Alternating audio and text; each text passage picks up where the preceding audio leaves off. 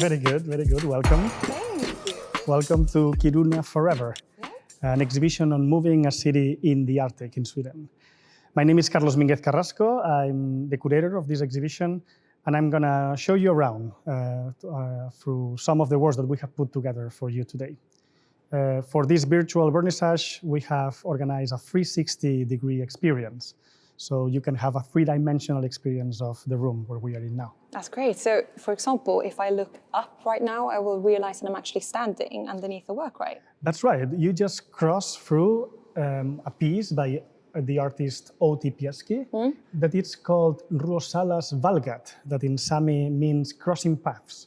It's a piece that is meant to be crossed through, and is understood as a place of encounter where different cultures, different ideas, different opinions are getting together and hopefully understanding each other. Okay, so after passing that, where would be a good place to start? Well, the best way to start would be to talk about Kiruna. Kiruna is a city in the Swedish Arctic that is experiencing today one of the most important urban transformation projects in Swedish recent history.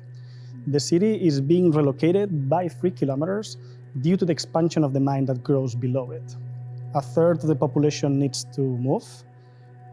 Housing blocks and heritage buildings are demolished or moved, and a new city center is taking shape.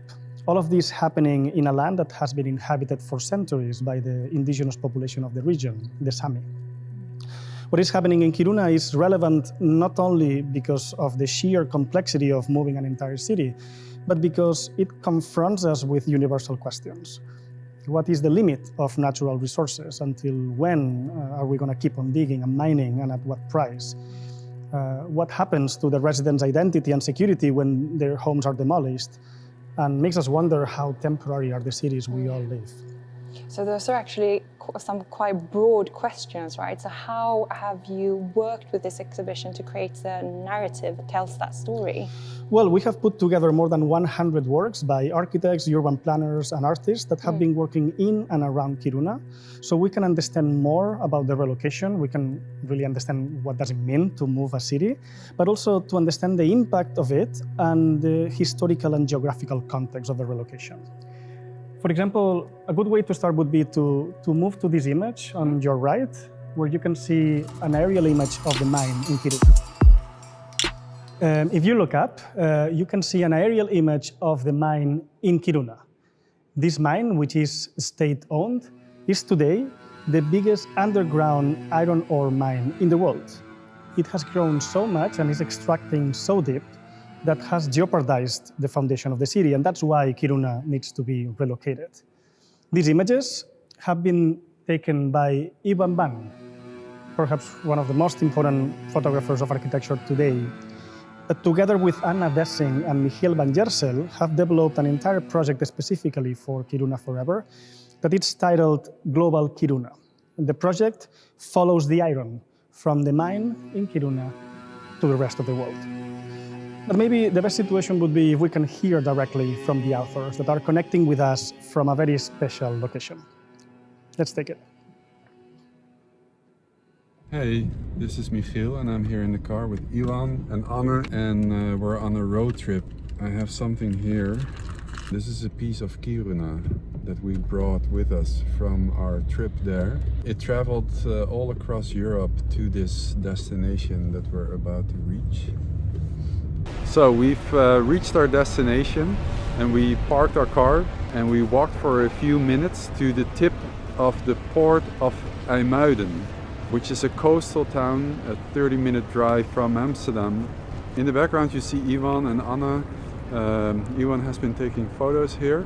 Maybe I should briefly go back to this little ball, which is actually an iron ore pellet from the mine in Kiruna, which consists of iron ore that was extracted from a depth of 1.4 kilometers and then by train and ship to the port city of IJmuiden. And with our project Global Kiruna, we try to look at the various ways in which the iron ore from Kiruna morphs into objects and spaces around the world. And Why we're here is because this is an important hub in a global network of places where the iron ore is transformed and gets its use value.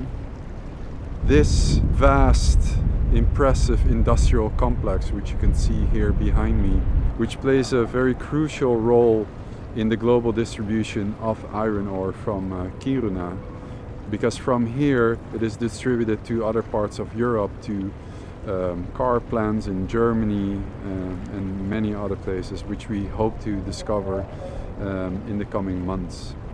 Just wondering whether iron and irony have anything to do with each other, because I think we all agree that the big irony of the story of Kiruna is that while a lot of emphasis is put on the town that is moving, at the same time, while all the media's attention goes to the town, each day the equivalent of 6 Eiffel Towers of iron ore or steel is moved from Kiruna to places like this one here in the background.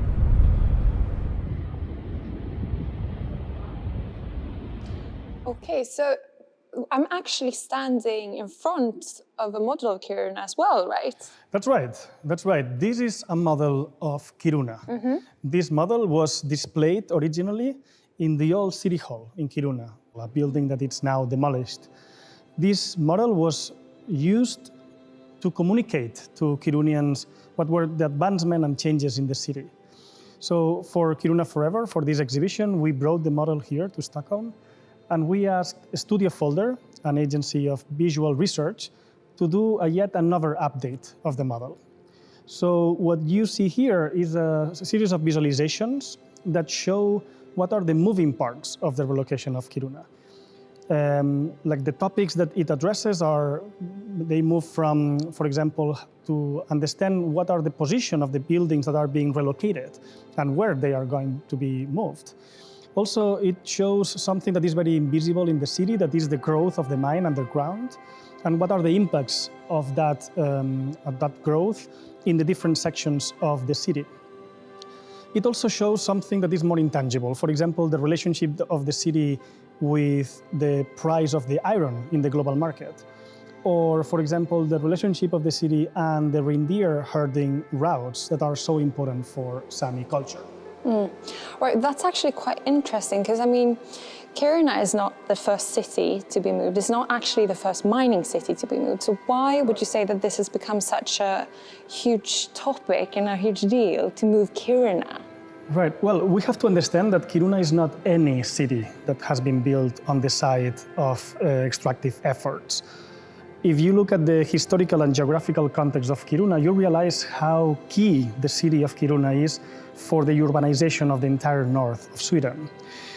And also, since its foundation in 1900, the city has been understood by the most renowned urban planners and architects in Sweden as the place to imagine what was going to be the future of the Arctic. And also building some of the most important buildings in the 20th century in Sweden, that was also in Kiruna. We are fortunate enough in our collections at ArcDes to have some of the original drawings and the original models of those architects. Ah, so you can actually see them here? That's right. We bring some of them to the collections, to the exhibition, and we have here with us our curator of collections, Frida Melin, that can tell you a little bit more about it. Ah, that's great.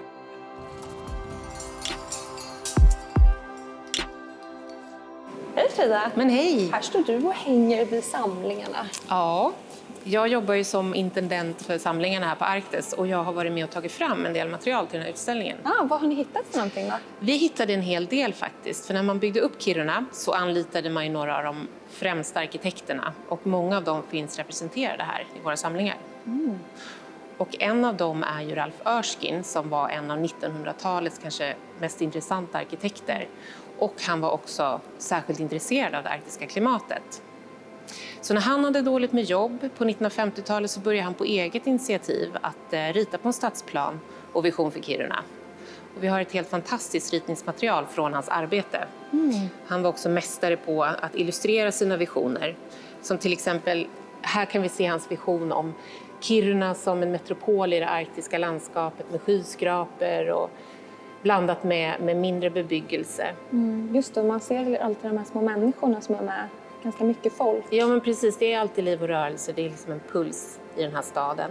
Och det kan man även se i det här fina perspektivet där han har ritat sin vision av ett stadshustorg. Det finns en biograf, en cirkus, en kyrka. Det är människor som rör sig. Är det kyrkan? Är det den där UFO-byggnaden i mitten? Ja, men precis. Det här UFOt är faktiskt en kyrka. Det är spännande. Men vad var det, för han är ju inte från Kiruna från början. Vad var det som gjorde att han intresserade sig för att rita byggnader för det här hårda arktiska klimatet? Det måste ju ha varit väldigt utmanande. Ja, han hade ju studerat arktiskt klimat flera år tidigare innan. Och han åkte mycket skidor, han älskade snö, han studerade hur ursprungsbefolkningen byggde sina hus som kåtor och iglos. Tittade även på hur djur byggde sina bon. Kan man se någonstans hur han har föreställt sig det? Absolut. Vi kan titta på det här jättefina perspektivet här borta. Där man kan säga att han har sammanfattat sina arktiska ideal. En ekologisk arktisk stad kallar han det här. Och här har han liksom byggt en stor mur runt hela staden. Väldigt Game of Thrones. Precis, det är en del av hans arktiska ideal. Att skydda staden med en mur mot norr, mot kalla vindar och snöstormar. Men det är inte bara en mur utan det är också bostäder i den här muren. Och så öppnar staden upp sig mot söder. Och han fick realisera delar av sin vision i gruvorten Svappavaara som ligger nära Kiruna. Man kan se den här modellen. Och allt blev inte realiserat, men den här bostadsmuren byggdes, Ormen Långe kallades den. Och idag är tyvärr halva den riven, så det finns inte så mycket kvar. Det här är ju också intressant.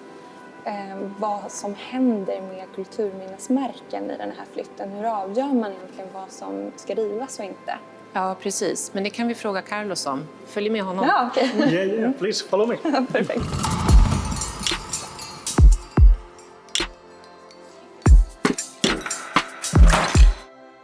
So here we are looking at a one-to-one reconstruction of the old city hall in Kiruna. This building was originally designed by Arthur von Smaliansi. The building was fantastic. It won the most prestigious national architectural award in Sweden, the Kasper Sahlin Prize in 1964. But unfortunately, the building was located in the most affected area by the expansion of the mine. So the status as a heritage that it had was contested, and eventually the building was demolished in 2019. So for the exhibition, for Kiruna Forever, in close collaboration with the Kiruna Kommun, we could bring some of the materials that were salvaged from the demolition. So what you see here, for example, the balconies, the textiles, the benches, the lamps or the curtains, all fantastic details of the building, they're all original. They are all coming from the building. And they will be returned to Kiruna once the exhibition closes, and they will be reused in some buildings. And this was actually a quite important building for a lot of the people that lived in Kiruna, since it was actually nicknamed the living room of Kiruna, right? That's right. The building was not only fantastic in terms of architectural features, it played a very symbolic role for Kirunians. It was located between the mine and the city, kind of producing a hinge between those two main actors of this complex reality. But also because it hosted many public buildings, public events, like, for example, exhibitions or weddings or concerts, but also political speeches. In that sense, this lectern and this podium, it plays a very, very important role in one specific event. In 1969, the City Hall was the witness of what all Swedes know as the Great Miners' Strike. During 57 days, workers of the mines in Kiruna, Malmberget, and Svappavaara got together and pushed for the negotiations of labor conditions, actually influencing the reform of labor conditions in Sweden. This exact lectern and in this podium was the spot from which the leaders of the miners' strike addressed the members assembled in the City Hall. We asked Ingela Johansson, an artist that has been looking for a long time around the acts of solidarity of the miners' strike, to study those meetings, to look at archival material from images but also to sound, to understand what happened during those days, and to produce a cutout of those assemblies. Let's have a look.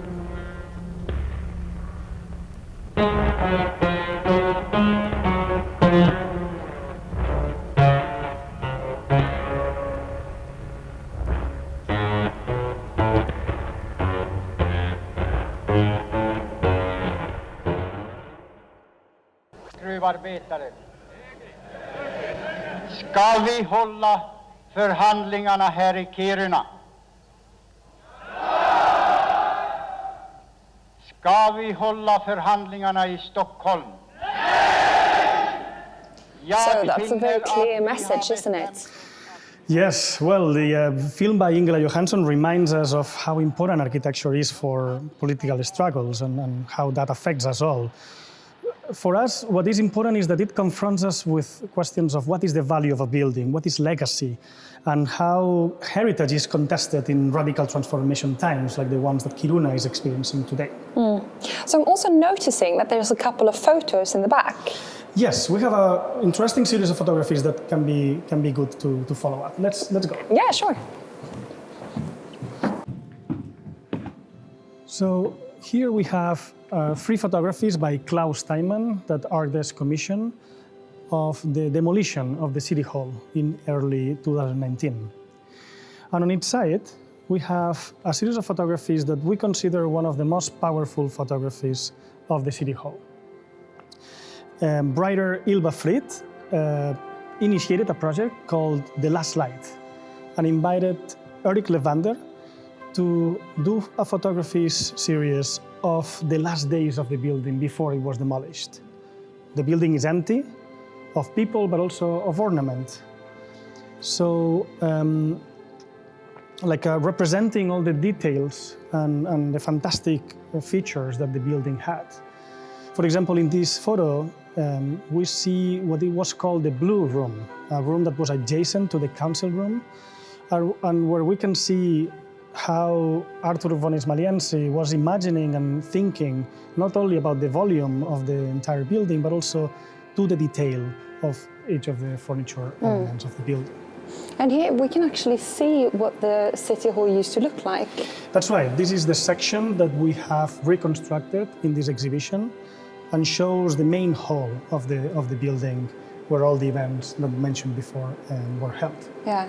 It'd be nice to hear something from the photographer, right? Well, actually, we have him here, so we can ask him directly. What was the experience that you had doing these photographies? Anledningen till att jag kom upp och fotograferade Kiruna gamla stadshus, det var att arkitekt Ylva Frid möjliggjorde för mig att komma in där och ta ett sista porträtt på huset. Det var vackert, vemodigt och dramatiskt att dokumentera Kiruna gamla stadshus en sista gång. Och jag valde att enbart använda mig av decemberljuset som lyste in i denna koloss. Och det gjorde att byggnaden framhävdes av ljuset då det bara fanns några originalmöbler kvar och resten var tomt. Att få en känsla av hur den byggnaden såg ut när den var ny. Och för mig var det verkligen en ynnest att få komma dit och föreviga det här på bild och ta ett sista porträtt av byggnaden.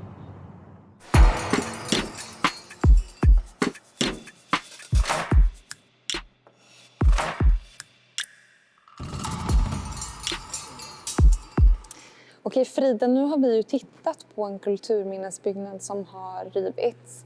Men många av de här husen som rivs är ju också människors hem. Hur skulle du säga att det har tagits emot? Ja, alltså den pågående flytten är ju en väldigt lång och komplex diskussion om marken som har pågått under hundratals år. Och den är väldigt påtaglig och kan vara väldigt dramatisk för den som upplever den. Det finns en mängd, ofta motsägelsefulla perspektiv på den här frågan. Och en av de konstnärer som behandlar just den här frågan är Agneta Andersson. Om man tittar till höger så kan vi se en målning som föreställer Wien från hennes studio. Och jag antar att det här är en gata som inte längre finns då? Precis, de här husen har blivit rivna. Det måste ju röra upp jättemycket känslor hos de som upplever det. Ja, absolut. Och vi har en annan konstnär, Liselott Weistedt, som har dokumenterat just Kirunabornas inställning till flytten. Vi kan titta på och höra hur hon har upplevt det.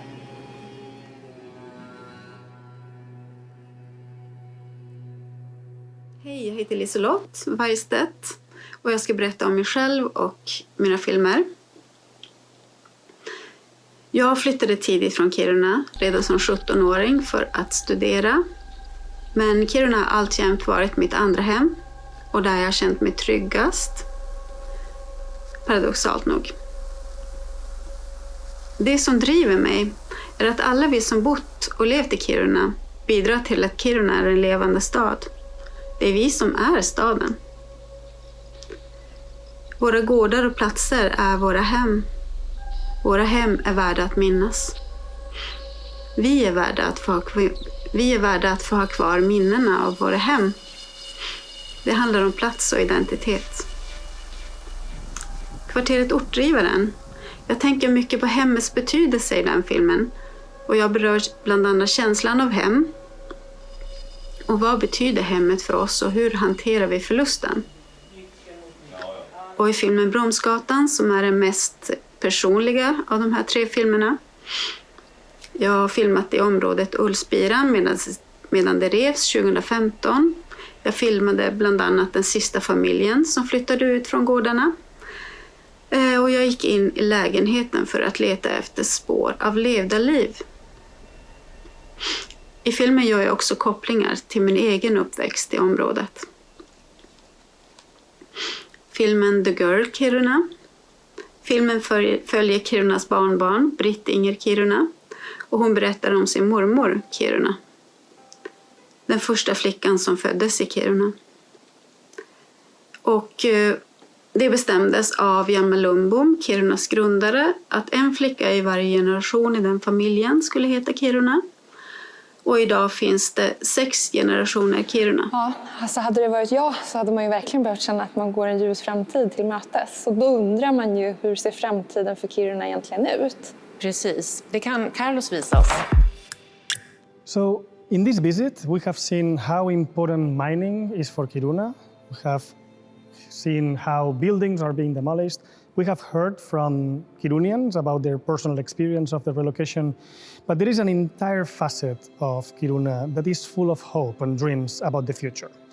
In this section of the exhibition, we are in New Kiruna. We can see some of the buildings that are being built nowadays. In 2012, there was an international competition to decide who was going to be the architect that was going to design the master plan for the New Kiruna. The winners of that competition were white architects, along with Gilardi Helsten architects and an entire team behind them. And they are responsible for the entire development of the new city and also the design of the new city center. That is exactly what is being visible today in Kiruna. But maybe the best thing would be to hear directly from Christer Lindstedt from White Architects. Hej, jag är Christer Lindstedt, arkitekt från White Arkitekter. Och här på Arkites så har vi med oss en stor modell, en landskapsmodell som visar utvecklingen i öst och avvecklingen i väster. Och det är en projektion på en landskapsmodell. Och där kan man se hur stadens torg, den första etappen med stadshus och med resecentrum och möjligen station, kulturhus och allt det, hur det tar form. Och sen hur gatorna sträcks ut mot de omgivande områdena, det som fram tills nu har varit förorter som blir en del av den nya staden. Sen har vi också en film som är en dialog inom arkitektteamet, landskapsarkitekter, arkitekter, socialantropologerna. Och vi pratar där om det roliga arbetet att arbeta med Kiruna. Och där talar vi om hur visionen växte fram i en dialog med medborgare. Och vi talar om hur vi konkretiserar den här tanken om den täta staden med mötesplatser. Den som ska vara till stöd för Kirunaborna att få en stad som klarar sig på inte bara gruvdriften utan där det kommer upp idéer och andra näringar. Och det är den här stadskärnan som ska vara till för det. Och vi talar om hur vi konkretiserar den täta stadens samspel med naturen. Och det är ju en social aspekt, en rekreationsaspekt att man ska komma ut i naturen. Och man ska veta också att för Kirunaborna, så många Kirunabor snarare, så är det omgivningen, naturen har en viktig del i identiteten därför att man vistas där så mycket. Men det är också en fråga om de ekosystemtjänster som de här grönvita stråken kan erbjuda Kiruna och inte minst då att ta hand om snömängderna, snösmältningen, det är som ett exempel. Och vi diskuterar också hur vi konkretiserar visionen som säger att vi ska förnya med återbruk. Och det handlar ju om den här staden som ligger långt ifrån andra större regioner och det är klokt att ta hand om de resurser som finns på plats. Det är ett sätt att få en karaktär på stadskärnan som annars riskerar att bli ganska ensartad om det inte, eftersom den byggs under så kort tid.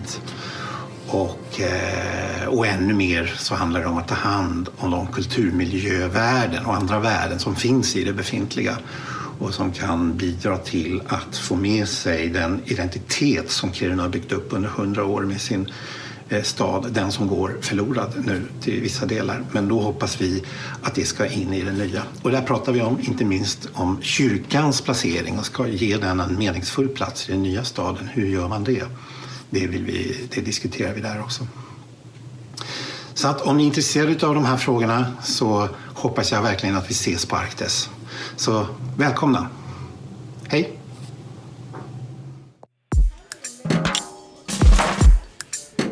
One of the important aspects of this project has been the collaboration with Cosmos Etenor, a museum that is located in Kiruna. We have been collaborating with them since the beginning of this project, and we have co-commissioned 5 installations that are being presented here in Stockholm, but also simultaneously in Kiruna. One of these projects is the one that we have in front of us now. This is a piece by Territorial Agency, a team led by John Palmesino and Anne-Sophie Ronskog. And they work with the understanding of the territorial scale as the good scale to discuss what are the most important transformations happening in our planet. Hi Kiruna Forever. My name is Anne-Sophie Ronskog. And I'm John Palmesino, and we run Territorial Agency, an independent organization based in London.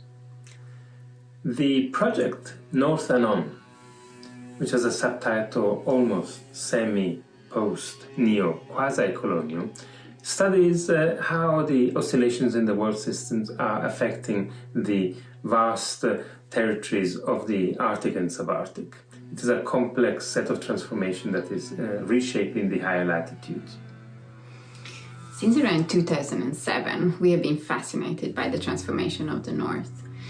Since a teenager in Finland started querying who was it that filmed the Russian submarine placing a Titan flag at the bottom of the Arctic Ocean or the Lomonosov Ridge to claim the sovereignty of the North Pole. If there was one submarine, who took the photo? Turned out it was the opening scene of the film Titanic, and the photos were distributed by one of the largest press houses. Sovereignty and the many claims for it in the North are quickly transforming into a complex system of largely automatized extraction, dominated by decision-making processes in the South. Rapid urbanization, a phenomenon that encompasses all of humanity, is in the South transforming cities. In the North, it's transforming forests, mines, mountains, and oceans. Kiruna is a very special place for us, as we have been involved in the international competition that led to the current moving of the city. But here we present Kiruna as being part of a vast set of changes that are sweeping across the north, from Russia to Lapland, across the Atlantic and the Arctic Ocean, to reach the ice world of Greenland. Along this trajectory, we see a plurality of knowledges, so much intelligence and so many ways of being.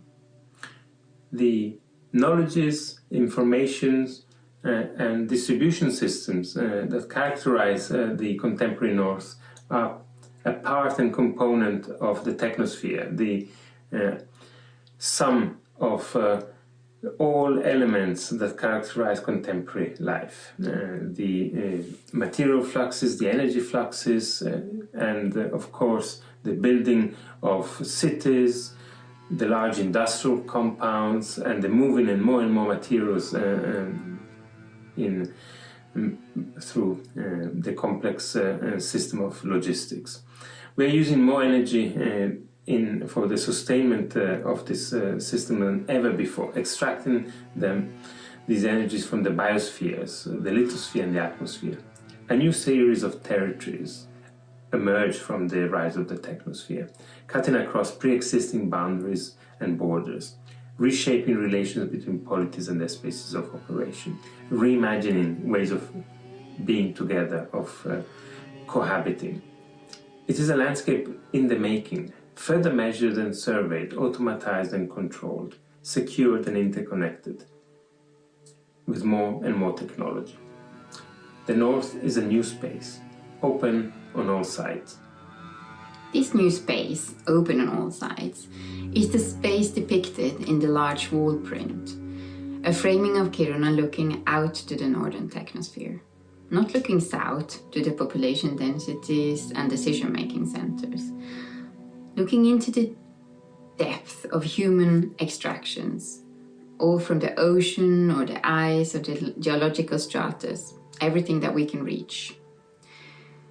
The table offers a place for remote sensing close-ups, multitemporal images, supporting the reading of the larger frame. Many thanks from us to Arktis in Stockholm and also to Konstmuseet in Norr, especially to Carlos and Johanna. And of course to our territorial agency team, Maria and Max, who worked so hard on this, and Eva and Sahir. Thank you.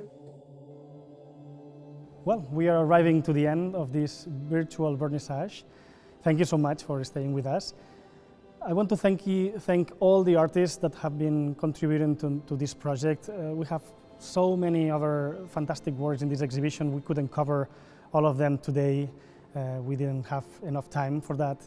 But we are going to keep on updating and uploading information to our website. And also, there is a lot of information, a lot of text in our catalog, in the catalog of Kiruna Forever, where we really put a lot of effort to bring different perspectives and different voices of around the relocation of Kiruna.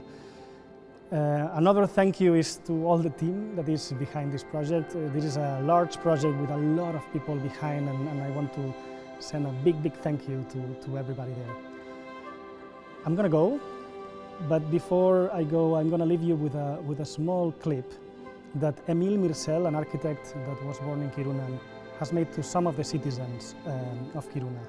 Specifically, this clip is to Sandra Basara Hammare. Thank you and goodbye.